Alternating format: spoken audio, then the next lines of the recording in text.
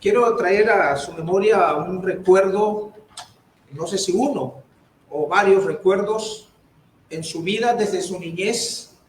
Disculpen que yo tenga que remover esto, es parte de mi tema. ¿Usted ha tenido algún sufrimiento desde su niñez que le ha marcado la vida, hermano, hermana? Hermanos, amigos que nos ven a través de la transmisión, ¿ha sufrido? El tema para esta mañana lo hemos titulado ¿Por qué sufro si soy cristiano? ¿Por qué sufro si soy cristiano? Hay un evangelio allá afuera, un evangelio de gozo, un evangelio de paz, donde se les está mintiendo a la gente, diciendo que tú no tienes por qué sufrir. Inclusive hasta hay por ahí un programa en la radio, no sé si está en la televisión, dice, pare de sufrir. Y normalmente, sin que nadie se ofenda, normalmente el sufrir, hermanos, pues la Biblia habla del sufrimiento. Seas o no cristiano, hay sufrimiento en la vida. Entonces por ahí, cuando la gente no sabe, cuando la gente no estudia la palabra de Dios, se forma un concepto equivocado, medrando la palabra, los que saben de esto, y abusan de la gente por no estudiar, por no leer, por no investigar la palabra del Señor, y caen en que tú no tienes por qué sufrir. O entre más des dinero, menos sufrimiento más bendiciones vas a tener de Dios. Y hasta se habla de un evangelio de prosperidad. Ven a Cristo y tú vas a prosperar. Ven a Cristo y nada te va a hacer falta. Ven a Cristo y vas a vivir un lecho de rosas. Veamos qué enseña la Biblia. Y eso a veces, hermanos, llega a medrar o a filtrarse en el corazón, en las emociones, en el razonamiento del cristiano o de la cristiana. Y puede decir el cristiano, bueno, es cierto, si yo ya soy hijo de Dios, si ya me convertí al evangelio, ahora resulta que las cosas se han complicado. En vez de prosperar, en vez de estar mejor, resulta que estoy peor. Y el enemigo susurra al oído. Y ¿sabes? Pero quieres estar metido ahí. Quieres estar leyendo la Biblia. Y te iba mejor antes. Y empieza a meter cizaña el enemigo. Y si uno, hermano, no está arraigado, no ha creado raíces en el cristianismo, uno puede dudar y hasta molestarse, enojarse con Dios, con nuestro Creador. Entonces, por eso la pregunta, ¿por qué sufro si soy cristiano? Mire lo que dice la Escritura, Primera de Pedro, capítulo 4, versículo 16. Primera de Pedro, capítulo 4, versículo 16 dice, pero, fíjense hermanos, si alguno padece como cristiano, otra versión dice aquí, hermanos, pero si alguno sufre. Acá esta versión dice, si alguno padece como cristiano, no se avergüence, sino glorifique a Dios por ello. Y la otra versión que quise comparar dice, pero si alguno sufre como cristiano, que no se avergüence, sino que como tal glorifique a Dios. Entonces, hermanos, el padecimiento, el sufrimiento es parte del cristiano. Primera de Pedro, capítulo 4, versículo 16. Eso enseña la Escritura. Ahora bien, hermanos, ¿qué es el sufrimiento? ¿Qué es el sufrimiento? Tenemos que... ¿Usted ha puesto agua alguna vez? ¿Verdad que sí? En el sartén. ¿Ha puesto agua en una vasija de cualquier material? Barro, aluminio, otro material. Ha puesto agua y usted le pone aceite a esa agua. ¿Qué pasa, hermanos? ¿Se mezcla? No se mezcla. El agua está como es. Y le echa el aceite y se separa. Bueno, mi intención, mi propósito en esta mañana con este tema, ¿por qué sufro si soy cristiano? Es que yo quiero sembrar en sus corazones, y los que ya saben, tienen ese discernimiento que han ya separado que el sufrimiento es parte del cristianismo, es parte de mi vida como hijo, hija de Dios. Si usted ya ha entendido este concepto, solamente reafírmelo. Pero si usted escucha por primera vez esto del sufrimiento, quiero que usted ponga y lleve esa semilla de la palabra en su corazón, que aprendamos a separar, como el agua y el aceite, el sufrimiento y la vida cristiana. Son dos cosas totalmente diferentes, pero en la vida, como seguimos somos, dice la Escritura, estamos en el mundo, pero no somos del mundo. Entonces, por vivir en esta casa llamada tierra o mundo, o vivir aquí en esta ciudad, vamos a sufrir consecuencias, ya sea de lluvia, porque se tapan los drenajes, por lo que sea, y se sufre una inundación. Usted estaba aquí en el 2007, aquí en Villahermosa, todo el centro, hermanos, alcanzó más alto que esta losa, que este techo. El agua subió sus niveles. Entonces, por vivir en esta casa, en esta ciudad, pagamos el precio, pagamos la factura, se fue todo al agua y hubo mucha pérdida material.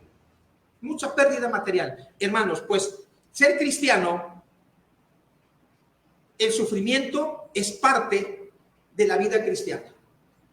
Vamos a aprender a separar el sufrimiento con la vida cristiana, pero vamos a entender también que el sufrimiento es parte de tu vida cristiana, que nos va a ayudar en muchas cosas la palabra del Señor. ¿Qué es el sufrimiento? El sufrimiento es uno de los elementos asociados a la experiencia de vivir. Comúnmente se asocia el dolor con el sufrimiento.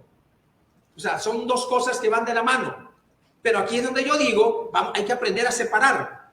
Hay que aprender a separar el sufrimiento con el dolor. Repito, comúnmente se asocia el dolor con el sufrimiento.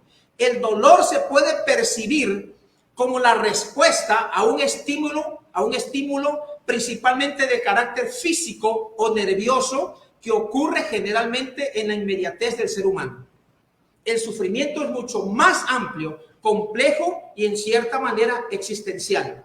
Hay quienes definen el sufrimiento como el efecto del dolor. Y aquí hay una reflexión. Esto no lo dice la Biblia. Hay una reflexión. Dice, el dolor es inevitable. El dolor es inevitable. El sufrimiento es opcional. Tú decides.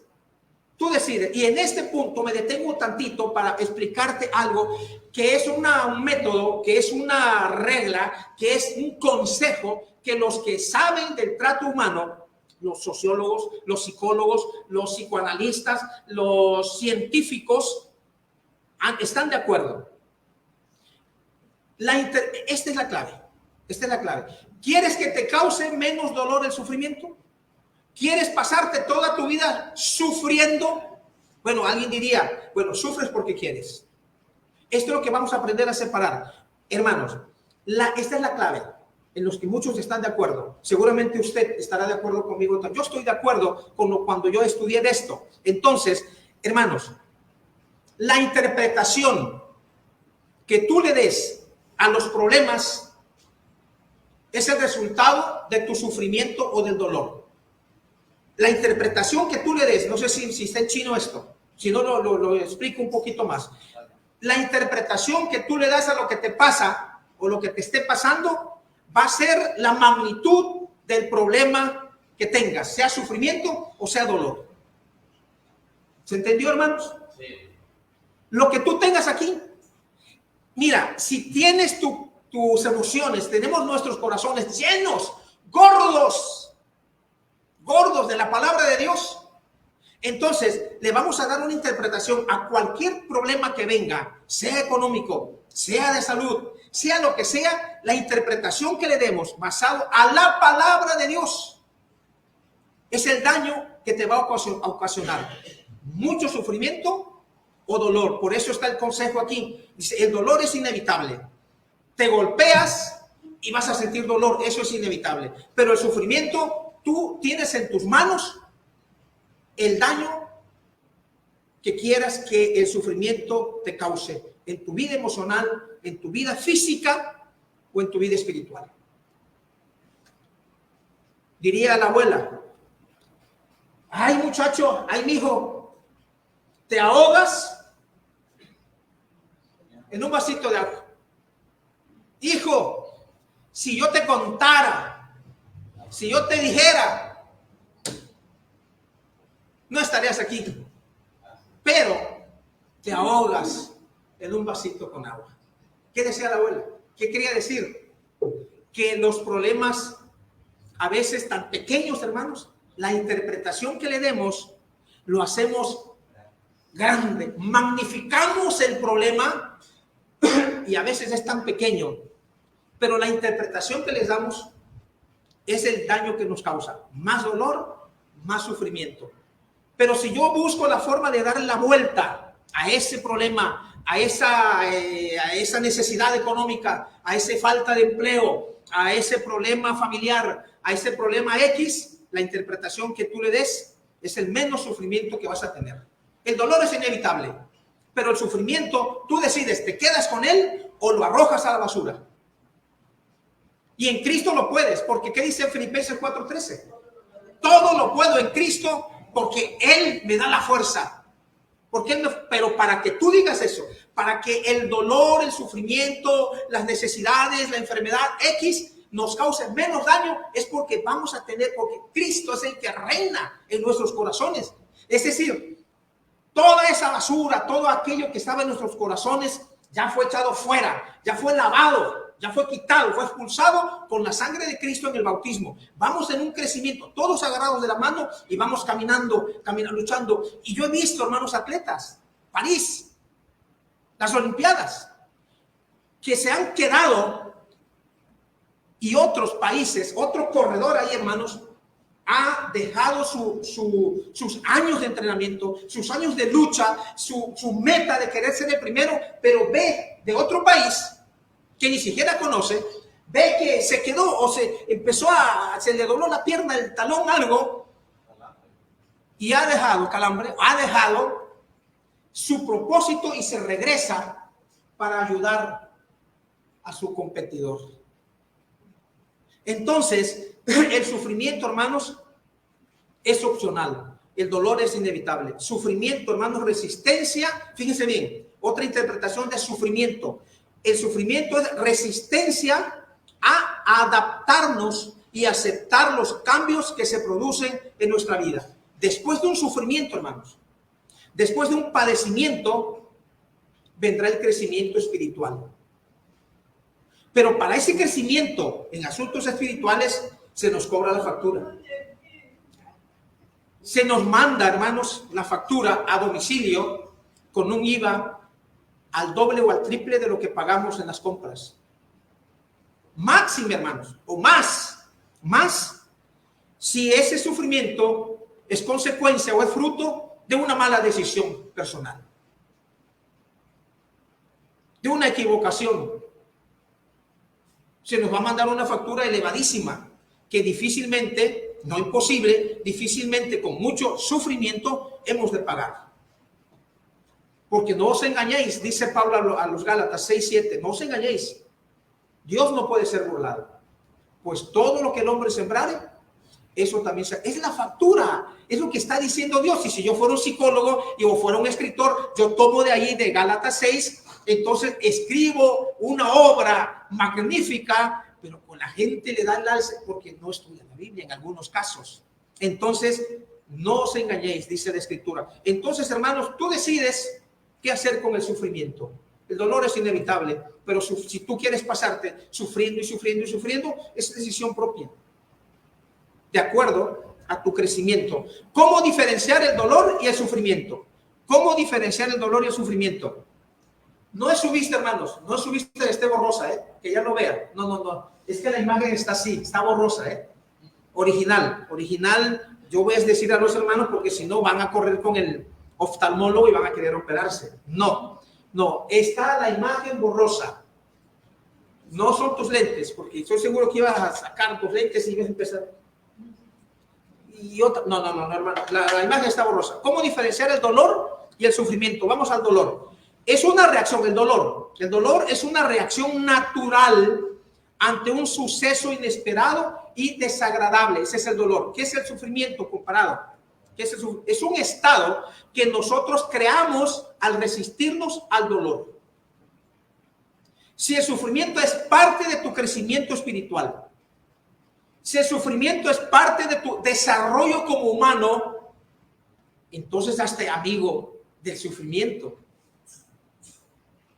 Es como dice la Biblia, o sea, llama a la hermana, llama al hermano. Si tú no puedes con esa enfermedad que ha invadido tu cuerpo y estás y te resistes, mejor llama a la hermana. Y si sabes que es algo que ya no te vas a quitar y que te vas a llevar, te la vas a llevar a ese dolor, a ese sufrimiento, pues haz las paces para que sufras menos, para que tengas menos dolor.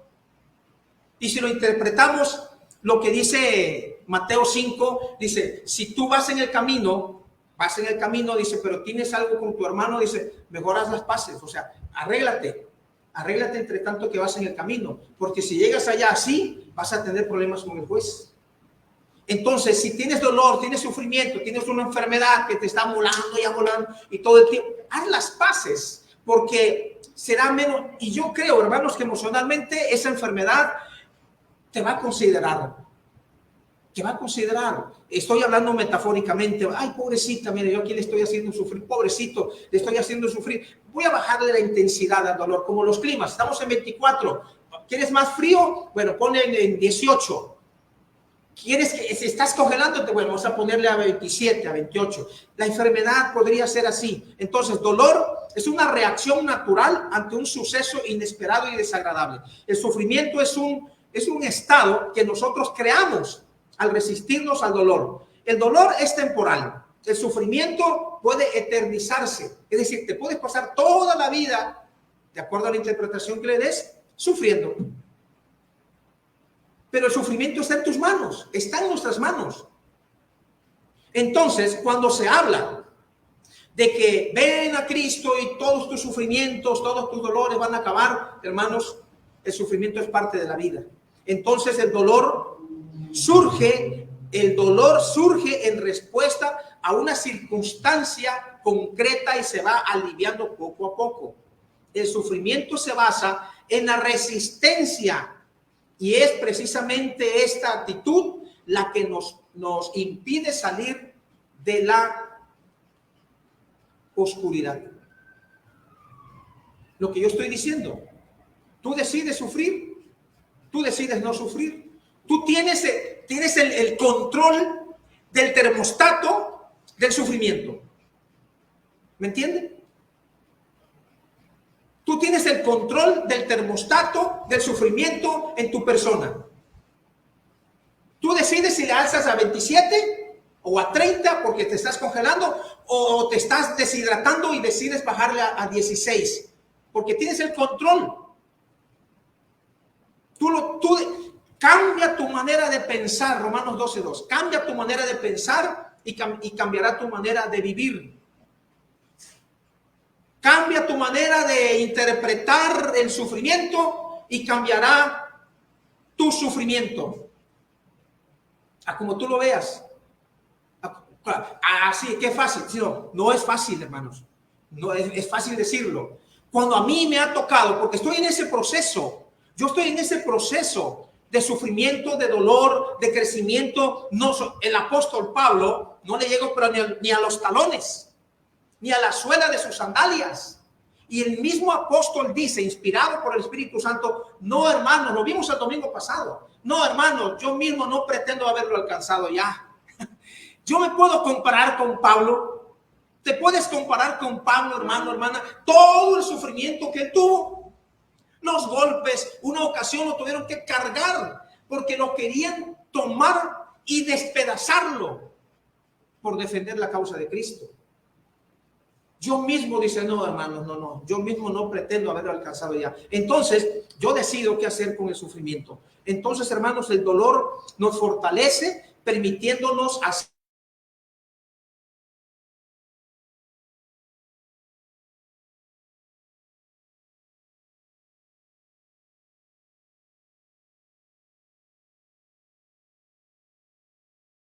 a tu alrededor. ¿Estamos entendiendo este concepto, hermanos? Así que de hoy en adelante yo quiero sembrar en tu corazón la semilla de la interpretación del dolor y del sufrimiento.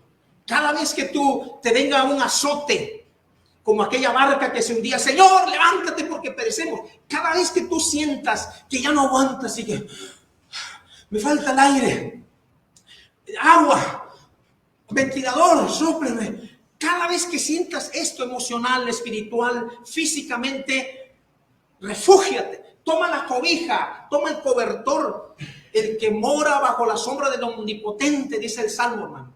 Toma esa cobija, vete a esa sombra y ponte en las manos de Dios y dale una interpretación al dolor y una interpretación al sufrimiento, para que no te permitas que el sufrimiento te cause daño. No, eso ya tiene 2-3 años que yo di el tema de cómo amarte a ti mismo. Lo voy a reenviar a Facebook para que, si usted gusta, lo pueda ver ahí, si no, entre usted al canal. Pero ahí se dan unas reglas bíblicamente hablando de cómo amarte a ti mismo. Y uno de los principios para amarte a ti mismo es que no te permitas que tú mismo, ya no los demás, ya no el vecino, ya no ya no aquel, hable bien o mal de ti y que haga daño. No, ya no. Tú mismo, tú misma, no te permitas hacerte daño. Ya lo dijo el hermano Elvis. Ya lo dijo el hermano Elvis sobre el templo del Espíritu Santo. ¿Por qué? Traigo el recuerdo de las palabras. ¿Por qué? Si mi cuerpo lo escogió Dios como el templo del Espíritu Santo y esto me hace mal, ¿por qué lo sigo comiendo? Y que nadie se ofenda. Es que me duele el riñón. Sí, pero no le bajas al refresco. Y creo que nos pusimos de acuerdo. Vamos a comer y no vino el hermano Elvis. Qué bueno. Traigan yo digo la chibolita, la chibola. Así le digo, la chibola. Porque si nos ve el hermano, nos va a dar una cueriza a todos. Y va a empezar conmigo. Entonces, hermano, entendemos esto. Si algo te hace mal a tu cuerpo, físicamente hablando, ¿por qué te permites hacerte daño tú? ¿Por qué si esa comida, si este líquido te hace mal, lo seguimos ingiriendo? Si sabes que me hace mal. Sí, es que me hace mal, pero, ay, hermano, verás cómo me encanta. Y luego estamos sufriendo. El dolor es inevitable, el sufrimiento es opcional. El contexto, hermano, vamos a por qué el apóstol Pedro habla acerca de los hermanos de padecimientos o sufrimientos como cristianos. ¿Cuál es el contexto? ¿Por qué Pedro escribe estas palabras? 4:16, ya lo leímos. Ellos estaban viviendo en el exilio. Ellos habían sido sacados de su tierra natal y habían sido llevados a otro lugar, o tenían que huir a causa de las persecuciones. Los hermanos estaban exiliados. En otras palabras, ¿qué es exilio? Habían sido sacados voluntaria e involuntariamente hacia otros países. Allá vivían, Asia, el Ponto, Capadocia. Entonces Pedro les escribe a ellos para darle ánimo, porque estaban sufriendo como cristianos. Pero ahora se está hablando de un evangelio próspero, de un evangelio sin sufrimiento. No, hermanos, los primeros cristianos no vivieron eso. Ellos sufrieron. Por eso Pedro, en la primera carta, les escribe, 1 Pedro 1:1 y 2, Pedro, apóstol de Jesucristo, a los expatriados de la dispersión y Bitinia. A 5 lugares les escribe el apóstol Pedro. Estaban exiliados, no estaban en su tierra propia. Por lo tanto, habían salido originalmente de su lugar por persecuciones. Porque todo aquel que fuera cristiano le iba muy mal en ese tiempo. Se van a estas ciudades. Entonces, por eso Pedro envió esta epístola a los cristianos dispersos por el Ponto, Galacia, Capadocia, Asia y Bitinia. 1:1. Estos nombres se refieren a regiones que abarcan la mayor parte de Asia Menor, lo que hoy es Turquía, e indican que esta carta fue leída en varios lugares. Sabemos que los residentes de estas zonas estuvieron representados en Jerusalén en el día de Pentecostés, Hechos 2:9 al 11, y que oyeron el evangelio predicado por los apóstoles. Suponemos que algunas de las 3,000 personas que se convirtieron a la fe cristiana provenían de Capadocia, de Asia y Ponto, Hechos 2:9 y 41. Pedro escribió a creyentes que eran miembros de determinadas iglesias locales. Este es el contexto, hermanos. Los grupos de hermanos en diferentes ciudades en Asia Menor. Entonces Pedro les escribe porque sufrían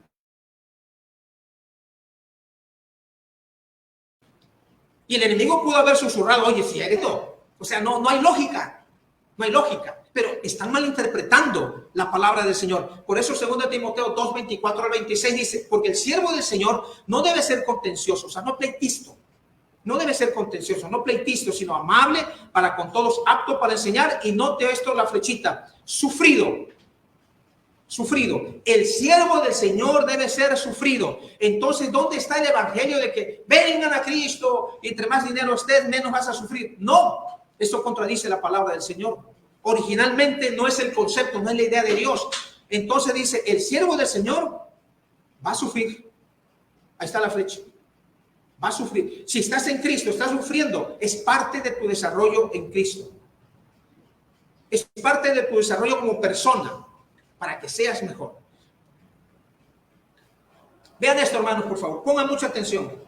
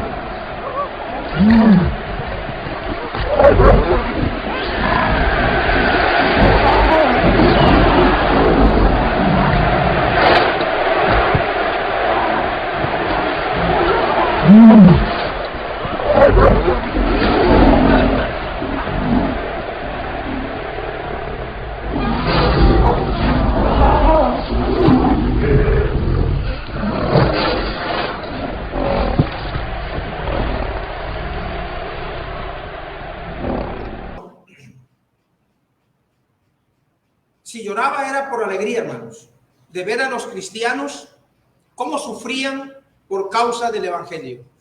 Si ellos seguían confesando su fe de no adorar al César como su Señor, como su Dios, entonces deberían morir en el Coliseo romano, que la historia, la arqueología registra y da fe que ese Coliseo sucedieron gran parte de lo que hemos visto en este video. Es el sufrimiento del cristiano. Si tú estuvieras ahí, ¿qué hubiera pasado, hermano? ¿Qué hubiera pasado con nosotros si nosotros fuéramos los protagonistas de ese video? Que fuera en la vida real. Ellos prefirieron morir, sufrir, perder la vida, pero salvar la vida eterna. Entonces recuerda que durante 40 años, el Señor tu Dios te llevó por todo el camino del desierto y te humilló y te puso a prueba para conocer lo que había en tu corazón y ver si cumplirías o no sus mandamientos. Todos esos 40 años que el pueblo de Israel pasó allá en aquella ocasión, lo cual registra la Biblia, era para ver qué había en el corazón de ese pueblo. Pero Dios iba puliendo, Dios iba quitando, Dios iba haciendo crecer a ese pueblo de él que amaba para que él sufriera lo menos posible. Esta es la esperanza, hermanos. Primera de Pedro capítulo 5 versículo 10. Es la esperanza, es el consuelo. Y después de que ustedes hayan sufrido por un poco de tiempo, Dios mismo, el Dios de toda gracia, que los llamó a su gloria eterna en Cristo, los restaurará y los hará fuertes, firmes y estables. Primera de Pedro 5:10. O sea, hay esperanza. Por eso esos cristianos, cuando estaban sufriendo ahí en el Coliseo, no les importaba perder la vida, porque hay algo mejor después. En Cristo hay algo mejor. La vida eterna en Cristo es muchísimo mejor. Por eso fue transmitido este mensaje cuando Cristo le dice en Juan 14, del 1 en adelante, cuando dice: yo voy pues a preparar lugar para ustedes, para que donde yo esté, ustedes también estén. Esa fe, esa esperanza fue transmitida de generación en generación, y llega el momento de manifestar el sufrimiento por Cristo y lo aceptan. Si es necesario perder la vida, bueno, la vamos a dar, porque sé que hay algo mejor. Hay algo eterno en los cielos, una casa no hecha de manos humanas, un edificio de Dios que es muchísimo mejor. Por eso decía el apóstol Pablo: para mí no vivir es Cristo y el morir es ganancia. Hermano, hermana, el sufrimiento que estemos pasando no se puede comparar con la gloria venidera. Aguanta, resiste, es lo que dice aquí 1 Pedro 5:10 al final. Dios les va a restaurar, les va a hacer fuertes, firmes y estables. Así que, hermanos, hermanas, ánimo, porque hay mejores promesas en la vida venidera que en la que estamos hoy. Dios les guarde, Dios les bendiga. Muchas gracias por su atención.